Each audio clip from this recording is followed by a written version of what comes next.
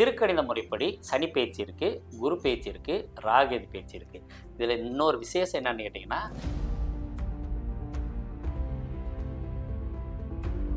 மகர லக்னம், லக்னாதிபதியே சனி, அவர் தான் கொள்ளுவார். சனி திசையில் தான் சாதனை. பரணி, கிருத்திகை, இதில் ஹார்ட் அட்டாக் வந்தால் காப்பாற்றவே முடியாது. ஒரு மனிதன் ஒரு கோயிலுக்குள்ளே போகும்போது 2.5 மணி நேரம் இருக்கும். சோசியர் சொல்லிட்டாரு, இவனுக்கு வேற வேலையே இல்லைன்னு சொல்லிட்டு கடுப்பில் போய் ஒரு ரவுண்டு அடிச்சுட்டு வந்து சாமிகிட்ட பிரசாதம் எந்த இடத்துல இருக்கிறோமோ பிரசாதம் வாங்கும் இடத்தில் நிற்கும் அளவிற்கு கர்ப்ப கிரகத்தில் நாம் நிற்க முடிவதில்லை. வாசல்கள் நம்ம எப்படியாவது வச்சிருக்கிறோம், பரவாயில்ல. இந்த லெட்டின் பாத்ரூம் இருக்கு இல்லையா, அதுலேயே பிரச்சனை இருக்கு. விஸ்வகர்மாவோட பையன்தான் வந்து ராமருக்கு பாலம் கட்டினதாகவே சொல்றாங்க. 2 பசங்க வந்து பாலம் கட்டினாங்க. அப்ப இன்னைக்கு நேரத்து வாஸ்து வரல, கடவுள் காலத்திலேயே வாஸ்து வந்துச்சு.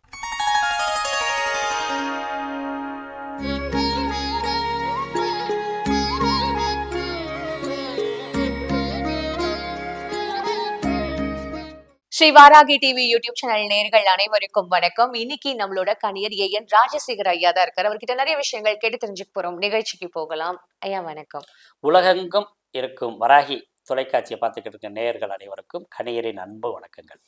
பெயர்ச்சி பலன்கள் இப்ப நான் உங்ககிட்ட கேட்டேன். இந்த ராகு கேது பெயர்ச்சி, குரு பெயர்ச்சி, அதுக்கப்புறம் வந்து இன்னொன்னு வந்து சனி பெயர்ச்சி. இந்த மூன்றுமே வந்து இந்த ஒரு வருஷம் இந்த வருஷத்துலயே வருதுன்னு சொல்றாங்க. வாக்கிய பஞ்சாங்கம்னு சொல்றாங்க, சில பேர் பாம்பு பஞ்சாங்கம், ஒவ்வொன்றுத்துக்கும் வந்து வேறுபடுதுன்னு சொல்றாங்க. அது எந்த அளவுக்கு? இப்ப திருக்கணித முறைப்படி நம்ம முதல்ல பேசுவோம், அதுக்கு பின்னாடி வாக்கிய முறைப்படி போவோம். திருக்கணித முறைப்படி சனி பேச்சு இருக்கு, குரு பேச்சு இருக்கு, ராகேது பேச்சு இருக்கு. இதுல இன்னொரு விசேஷம் என்னன்னு கேட்டீங்கன்னா, எல்லா வருடத்திலும் இல்லாத மாதிரி புத்தாண்டு மட்டும் இந்த வருடம் ரொம்ப சிறப்பான விசேஷம்ல இருக்கு. ஏன்னு கேட்டீங்கன்னா, மற்ற கிரகங்கள்லாம் எப்போதுமே பயிற்சி ஆகிறது. இவங்க 4 பேரும் மேஜர் கிரகங்கள். ஏன்னா ஒருத்தர் பயிற்சியானா இன்னொருத்தர் பயிற்சி ஆக மாட்டார். அப்ப 9 கிரகங்களும் பயிற்சி ஆகக்கூடிய புத்தாண்டா இருக்கு. ஓ, இது இந்த வருடம். ஓகே. ஏன்னா கேட்டா சந்திரன் எப்போதுமே பயிற்சி ஆகிட்டே இருப்பாரு. புதன் வந்து மாசம், சுக்கிரன் மாசம், சூரியனு மாசத்துல ஒவ்வொரு ராசி விட்டு பயிற்சி ஆவாங்க. செவ்வாய் மட்டும் 45 நாளுக்கு ஒரு டைம் பயிற்சி ஆவாரு. என்னங்க, அது குரு வந்து வருடத்துக்கு ஒரு முறை பயிற்சி ஆவாரு. ராகுவும் கேதுவும் 18 மாதத்துக்கு ஒரு டைம் பயிற்சி ஆவாங்க.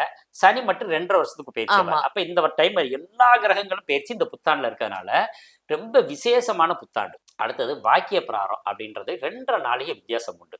அது வந்து நம்ம வாக்கிய முறைப்படி இன்னும் பார்க்குற முறையும் இருக்குது. நானே வாக்கிய முறைப்படி இந்த வாக்கிய புத்தாண்டு பலன்கள் எழுதியிருக்கிறேன், சனி பயிற்சி பலன்கள் எழுதியிருக்கேன், குரு பயிற்சி பலன்கள் எழுதியிருக்கேன். திருக்கணித முறைப்படி நம்ம பார்க்குற பழக்கம் உண்டு. ஏன்னு கேட்டிங்கன்னா, பெரியவங்கள்லாம் அன்னையிலேருந்து இன்னைக்கு வந்து ஒவ்வொரு முறைகளையும் பஞ்சாங்கங்களை பின்பற்றினாங்க. அதனால அவங்களுக்கெல்லாம் அந்த வாக்கிய முறைப்படி பார்க்குறோம். வாக்கிய முறைப்படி இந்த வருஷம் சனி பயிற்சி கிடையாது, லேட்டாக சனி பயிற்சி ஆகிறாரு. குரு பயிற்சி மட்டும்தான் இருக்குது. அதே மாதிரி ராகேது பயிற்சிகளும் கொஞ்சம் தாமதங்கள்ல வருது. மற்ற கிரகங்கள்ல எப்போதும் போல இருக்கும். ஏன்னா வித்தியாசம் உண்டு, நேர வித்தியாசம். மற்ற மாத கிரகங்கள்னா உடனே தெரியாது. ஓகே. குருவும் உடனே தெரிய மாட்டேன். இந்த இவர் மட்டும்தான் 2.5 வருஷம்ன்றதால, ஏன்னா ஒரு டிகிரியை கடக்கிறதுக்கு 30 நாள் எடுத்துக்கிடுவார் சனி. அப்போ 30 டிகிரியை கடக்கிறதுக்கு 30 மாதம் எடுக்கிறாரா? அதனால வித்தியாசம் வர்றதுக்கு காரணம் இந்த சனி பயிற்சி மட்டும்தான் வாக்கிய பிராரம் நிறைய டிஃப்ரென்ஸ் காட்டும். ஓகே. இப்போ எனக்கு இன்னொரு கேள்வி இருக்கு. ஒருத்தரோட ஆயுள் காரகன் சனீஸ்வரர் அப்படின்னு நம்ம சொல்றது. ஸோ இப்போ நீங்க வந்து ஒருத்தருக்கு ஆயுள் இல்லைம்மா, ஆனா நீங்க அவருக்கு அவங்க வந்து ஒரு பொண்ணு ஆசைப்படுறா அப்படின்னா அந்த ஜாதகத்தை நீங்க எப்படி சேர்ப்பீங்க?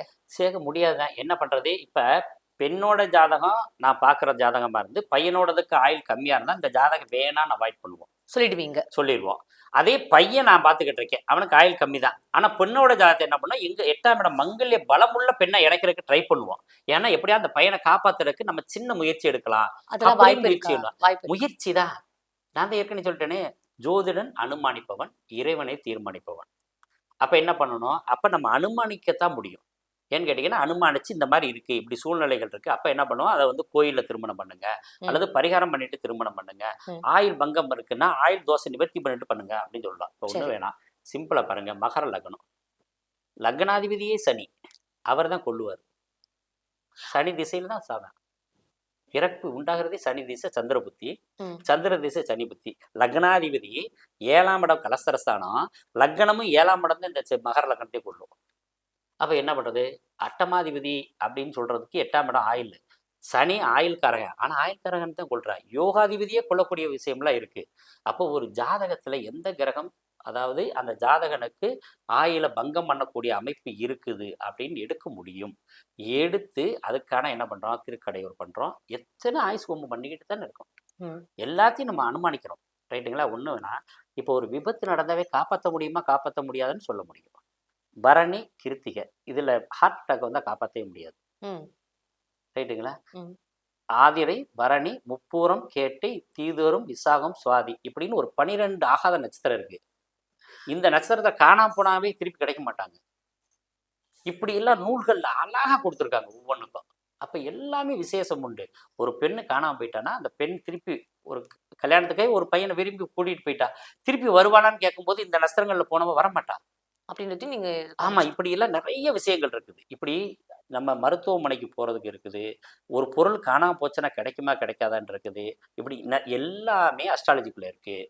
அதை கேட்கிற இடமும் அது கிடைக்கிறத சொன்னா தாங்கக்கூடிய சக்தியும் சக்தி இல்லாதவங்களையும் நம்ம கவனிச்சு பலன்களை கொஞ்சம் ஆல்டர் பண்ணி சொல்றது உண்டு. சூப்பர். சார் இப்ப நீங்க வந்து இந்த பரிகாரம்னு ஒரு விஷயம் சொன்னீங்க. இந்த பரிகாரம் அப்படின்றது எந்த அளவுக்கு வந்து அது வந்து ஒரு பெரிய ஒரு பவர்ஃபுல்லான ஒரு விஷயமா இருக்கும். இப்ப பரிகாரம்ன்றது எல்லாருமே சொல்றாங்களே, கோவில்ல விளக்கேத்து அப்படின்றது எல்லாருமே பண்ற ஒரு பரிகாரம். அந்த பரிகாரம் எந்த அளவுக்கு வந்து ஒரு விஷயத்த குடுக்கும்? ஆடை போட்டா போதும் இல்லையா? ஏன் நல்ல ஆடை போடுறோம்? ஏன் நமக்கு அதுக்குன்னு நம்ம மெனக்கிடுறோம்? 4 நாளைக்கு போய் தேடுறோம். சாதாரண நம்ம கிடைக்கிற ஆடைய போட வேண்டியதானே. வீட்டுக்காரர் வாங்கிட்டு வர ட்ரெஸ்ஸை போட வேண்டியதானே. அவர் வாங்கிட்டு வந்தா எனக்கு பிடிக்காதுன்னு சொல்லி நீங்களே ஏன் போய் போட்டு எடுக்கிறீங்க? நம்மள நல்லா காமிச்சுக்கணும்ன்றது. அதுதான் பரிகாரம். நமக்கு எது பிடிக்குதோ அதை செய்வதே நமக்கு மனசு திருப்தி இருக்கு இல்லையா? அதனால இந்த மாதிரி இந்த கோயிலுக்கு போனா உங்க மனசு அமைதி அடையும், சந்தோஷம் அடையும் சொல்றது பரிகாரம். இதுல என்ன தப்பு இருக்கு? ஓகே. சோ அந்த பரிகாரம் சொன்னா, அது கண்டிப்பா வந்து ஒரு பலன்கள் குடுக்குமா அப்படின்றது இங்க ஒரு கேள்வியா இருக்குல்ல இப்ப சார்? உறுதியாக நடக்கிறது இருக்கு. நடக்கிறதுல தாமதமும் இருக்குது. குறைவும் இருக்கிறது. ஏன்னு கேட்டீங்கன்னா, ஒரு மனிதன் ஒரு கோயிலுக்குள்ள போகும்போது 2 1/2 மணி நேரம் இருக்கணும். ரைட்டுங்களா? பாதங்கள் அதிராம நடக்கணும். காற்று கிழியாம நடக்கணும். வாய்கள் பேசாம நடக்கணும். கண்கள் சுழலாம நடக்கணும். இத்தனை விஷயம் பண்ணுவீங்களா? ஜோசியர் சொல்லிட்டாரு. இவனுக்கு வேற வேலையே இல்லைன்னு சொல்லிட்டு கடுப்புல போய் ஒரு ரவுண்டு அடிச்சுட்டு வந்து சாமிட்ட பிரசாதம் எந்த இடத்துல இருக்கிறோமோ, பிரசாதம் வாங்கும் இடத்தில் நிற்கும் அளவிற்கு கர்ப்ப கிரகத்தில் நாம் நிற்க முடிவதில்லை. சரிங்களா? இறைவனுக்கு நமக்குமான தொடர்பு வந்து அந்த கோயிலுக்குள்ளேயாவது 2 1/2 மணி நேரம் இருக்கணும். ஒண்ணுமே செய்ய வேணாம். நமக்கு ஆயுள் பங்கம் இருக்கு. ம். தல விருட்சம்னு ஒண்ணு இருக்கு இல்லையா கோயில்ல? தலவிருட்சம். அதே மாரி நமக்கு நட்சத்திர விருட்சம்னு ஒண்ணு இருக்கு. ம். அதுக்கு அடியில உட்கார்ந்தா போதும். அதனால தான் ஒவ்வொரு கோயில்லயும் அந்த தல விருட்சத்துக்கிட்ட உட்கார சொன்னாங்க. ஆயுள் குறைபாடு உள்ளவர்கள் அந்த விருட்சத்துக்கு பக்கத்துலயும், மனசு குறைபாடு உள்ளவர்கள் தெய்வத்துக்கு பக்கத்துலயும், வாழ்க்கை குறைபாடு இருக்கவங்க பெரியவங்க பக்கத்துலயும் உட்கார சொன்னாங்க. வா! எவ்ளோ இதுவா இருக்கு சார் இதெல்லாம் கேட்கும்போது. ஆமா. சோ, இப்போ இந்த மாரியான ஒரு பரிகாரங்கள் பண்ணும்போது, அதோட பலன்கள் வந்து நமக்கு கிடைச்சா மட்டும் தான் கிடைக்கும். நமக்கு வந்து ஜோசியத்துக்கு மேல நம்பிக்கை வருது. அப்படி நடக்கலன்னும் போது எங்களுக்கு ஜோசியத்து மேல நம்பிக்கை இல்லாம போயிடுதே! இல்லைங்க நடக்கும். அதாவது ஒரு சிலருக்கு நடக்கிறது தவறுக்கு. ஏன்னு கேட்டீங்கன்னா, பலம் ரொம்ப பெருசு. ஒரு குரு பார்வையோ, ஏதேனும் ஒரு கிரகங்கள் பார்வை இருக்கும்போது ஓரளவுக்கு பரிகாரங்கள் ஆயிடுது. கோச்சார கிரகங்களும் சப்போர்ட் பண்ணணும். இப்ப நம்ம அதாவது ஒருத்தருக்கு வந்து திருமணமே நடக்காதுன்னு சொல்லும் பொழுது, இந்த கோச்சாரத்துல திருமணம் நடக்கிறதுக்கான வாய்ப்பை ஏற்படுத்துது. ஓகே. அதனால தான் கோச்சாரத்துக்கு ரொம்ப முக்கியத்துவம் குடுக்குறோம். நெறைய பேருக்கு தெரியல. கோச்சாரம்னா என்னன்னே தெரியாது. அவங்க பாட்டுல ஏதோ ஒண்ணு சொல்லிட்டு போறது. ம். நீங்க என்னங்க கோச்சாரமும் நமக்கு எல்லா விஷயத்தையும் செஞ்சு கொடுக்கும். அதுல திருமணத்தையும் செஞ்சு கொடுக்கறதுனால நமக்கு வந்து அந்த இடத்த எடுப்போம். இதை எப்படி கண்டுபிடிக்கிறது அப்படின்னா 2 விஷயத்த சொல்றேன். இப்ப இந்த நிகழ்வை பார்த்துக்கிட்டு இருக்கவங்க, தொழிலே இல்லாம இருப்பவங்க, கன்னி ராசியில சனி இருக்கிறவங்க. இப்ப வேலை. தொழில் தொழில் விட்டுட்டு வந்தவங்க. சரி. ஏன்னு கேட்டீங்கன்னா, ஜனனகால சனி கன்னி ராசியில இருக்கவங்க எல்லாருக்கும், இப்ப கேது அந்த ராசியில வந்தாரு. தொழில பூட்டிட்டு, தொழில இழந்துட்டு வந்து நிக்கிறாங்க. இனிமேட்டுக்கு யார் வரப்போறா அப்படின்னா, சிம்ம ராசியில சனி இருக்கிறவங்க. ஜனன காலத்துல அவங்க சிம்ம ராசியில யாருக்கெல்லாம் சனி இருந்துச்சோ, அவங்க 100% தொழில பூட்டுவாங்க. சரி. யாராரு தொழில்ல மாற்றம் பண்ண போறாங்க அப்படின்னா, மீனத்துல இருந்தவங்க பூரா இப்ப மாற்றம் பண்ணுனாங்க. இப்ப கும்ப ராசியில யாராருக்கெல்லாம் ஜனனகால சனி இருக்கோ, அவங்க பூரா வேலையில மாற்றம், தொழில்ல மாற்றம், இப்படி ஏதேனும் ஒரு வாழ்க்கையில மாற்றத்தை அடைய போறாங்க. அப்ப இந்த கன்னிராசின்னு சொன்னீங்க. அவங்களுக்கு இப்ப தொழில் அப்ப அவங்களோட அவங்களோட அடுத்த நிலை என்ன? இப்ப நம்ம தொழில் இழந்துருவோம் தெரியுதா? கவனமா இருக்கலாமா? இன்வெஸ்ட்மென்ட் பண்ணாம இருக்கலாமா? யாரையாவது நம்பி ஏமாறாம இருக்கலாமா? அமைதியா போயிடலாமா? அப்ப டேட் எடுக்க முடியும். தேதியையும் நேரத்தையும் நம்ம எடுக்கலாம். எப்படி எடுக்கலாம்? இப்ப கன்னி ராசியில நமக்கு டேட்ல எழுதி கொடுத்தோம். இனிமேட்டுக்கு சிம்ம ராசிக்கு வந்துருவோம். சரி. இப்ப சிம்ம ராசி உத்திர நட்சத்திரத்துல ஒருத்தருக்கு சனி இருக்கு. ஜனனகால சனி. இப்ப கேது வந்து அந்த உத்திர நட்சத்திரத்துல அதாவது 3ஆம் பாதத்துல டிராவல் பண்ண போறாரு. சாரி 2ஆம் பாதத்துல இருந்து 1ஆம் பாதத்துக்கு டிராவல் பண்ண போறாரு. இந்த 1ஆம் பாதம் 3.20 டிகிரி. அப்ப இந்த 3.20 டிகிரில எத்தனாவது டிகிரில இருக்காரு சனி அப்படின்னு எடுத்து நம்ம கேதுவை நாங்க நகட்டும் போது அந்த 1ஆம் பாதத்துல அந்த கடைசி டிகிரியில எப்ப சனி போறாரோ, அதாவது ஜனனகால சனி நிற்கும் டிகிரிக்கு கோச்சார கேது போற தேதி, மாதம், வருடம், நேரத்தை எழுதுனா அவங்க அன்னைக்கு தொழிலை பூட்டியிருப்பாங்க. ஓகே. ஒருவேளை பூட்டாம இருக்கணும்னா இன்றைய கோச்சார குரு சிம்ம ராசிக்கு பார்வை இல்லை இப்ப. ஏன்னா மிதுனத்துக்கு வந்துருவாரு. அப்ப அவங்களோட ஜனனகால குருவோட பார்வை இருந்துச்சுன்னா ஒரு சில பிரச்சனைகளை சந்திச்சு வேதனைகளும் சோதனைகளும் கடந்து யாராவது ஒரு உதவி பண்ணி அதுக்கு பின்னாடி அந்த தொழிலை மீண்டும் ஃபர்ஸ்ட்ல இருந்து ஸ்டார்ட் பண்றதுக்கு ஒரு வாய்ப்பை எடுத்தோம். இப்போ இந்த ஜாதகம், இந்த ஜோசியம் இதுலேருந்து இப்போ நான் நெக்ஸ்ட் வந்து ஒரு செஷனோட இந்த இது முடிக்கணும்னு நினைக்கிறேன். வாஸ்து நீங்க சொன்னீங்க, வாஸ்து அப்படின்னுட்டு என்ன? இந்த வாஸ்துன்றது எத்தனை வருஷத்துக்கு முன்னாடிலேருந்து இந்த வாஸ்துக்கள்லாம் வந்து பாக்குறாங்க? இப்போ ரொம்ப வந்து இந்த வாஸ்து பார்த்து வீடு கட்டுறதுன்றது ரொம்ப சகஜமாயிடுச்சு. முன்ன காலத்துலலாம் வாஸ்துலாம் பார்த்து வீடு கட்டுற மாதிரி அவ்வளோ கேள்விப்படல. இப்போ எப்படி இந்த வாஸ்து இப்போ திடீர்னு இப்படி வந்து எல்லாருமே வாஸ்து பார்த்து வீடு கட்டணுன்றது வந்தது? வாஸ்து தான் வந்த காலத்துல இருந்து இருக்குங்க. எப்படி ஆறு தண்ணி ஓடுற பக்கத்துல வீடு கட்டினானோ அப்ப வீடு கட்ட ஆரம்பிச்சாங்க. ஒவ்வொருத்தரும் ஒவ்வொரு சின்ன சின்னது வீடுனா வீடு நம்ம மண் வீடு இல்லை, பாறைகளுக்குள்ள இருந்தாங்க. அப்ப ஒரு சில பாறைகளுக்குள்ள இருந்தவங்க மட்டும் உடல் ஆரோக்கியமா இருந்தாங்க. ஒரு சில பாறைகளுக்குள்ள இருந்தவங்க திருப்திகரமாக இல்லை. என்ன காரணம்? அப்படி கொஞ்சம் கொஞ்சம் நம்ம அதாவது வேலை இருக்கும்போது நம்ம வேற எதையும் சிந்தனை பண்ண மாட்டோம். வேலை இல்லாதப்ப நல்லா சிந்தனை பண்ணுவோம். அப்போ ஒரு குறிப்பிட்ட ஓய்வு எடுக்கும் நேரங்கள்ல ஏன் அவன் மட்டும் பலவானா இருக்கான், அவன் மட்டும் போர் வீரனாக இருக்கான், நம்ம ஏன் உடம்பு கம்மியாச்சு அப்படின்னு சிந்திக்கும் போது என்ன ஆகுன்னா அவங்கவுங்க இருக்கும் இடங்களை கொஞ்சம் கொஞ்சமா தேடி கண்டுபிடிச்சாங்க. அப்ப சூரியனோட ஒளி, காற்று இதெல்லாம் படுற இடத்துக்கும் சூரிய ஒளி படாம காற்று இறுக்கமாக வரக்கூடிய இடத்துக்கும் ரொம்ப விஷயங்கள்லாம் இருக்குதாக கொஞ்சம் உணர ஆரம்பிச்சாங்க. அப்ப என்ன பண்ணாங்க, அந்த எல்கையை எடுக்க ஆரம்பிச்சாங்க. அவங்க எடுக்கிற எல்கை எந்த இடத்துல இருந்தா நல்லா இருக்கு, அந்த தண்ணி மேல பட்டு வர்ற ஒளியினால் ஏற்படக்கூடிய பாதிப்பு என்ன, இப்படி கொஞ்சம் கொஞ்சமா சிந்தனை பண்ணி பண்ணி பண்ணி நிறைய விஷயங்கள் எடுத்தாங்க. இன்னைக்கு நேற்று வாஸ்து வரல, கடவுள் காலத்திலேயே வாஸ்து வந்துச்சு. ஓகே. என்னங்க இது குபேர மூல, ஈசானிய மூல, அதெல்லாம் நம்மளா பேர் வச்சோம். எப்படி பேர் வச்சோம்னா 8 திக்குக்கும் 8 பேர் ஆள்றதாக வச்சாங்க. சரிங்களா? அன்னைக்கே வந்து நமக்கு ஈசனுக்கே வீடு கட்டி கொடுத்தது நம்ம வாஸ்து முறைப்படுத்த வீடு கட்டி கொடுத்தாங்க. ராவணன் வந்து ஆள்ன்ற இடத்த இந்த தண்ணி தொட்டி கட்ட வேணாம் அப்படின்னு சொன்னது விஸ்வகர்மா தான். ரைட்டுங்களா? இப்படி மயன் விஸ்வகர்மான்றது ஆதி காலத்துல இறைவனால் உருவாக்கப்பட்ட அதாவது விஸ்வகர்மாவோட பையன்தான் வந்து ராமருக்கு பாலம் கட்டினதாகவே சொல்றாங்க. 2 பசங்க வந்து பாலம் கட்டினாங்க. அப்ப இன்னைக்கு நேற்று வாஸ்து வரல. நான் ஒரு சின்ன சின்ன விஷயம் சொல்றேன். வாசல்கள் நம்ம எப்படியாவது வச்சிருக்கிறோம், பரவாயில்ல. இந்த லெட்டின் பாத்ரூம் இருக்கு இல்லையா, அதுலயே பிரச்சனை இருக்கு.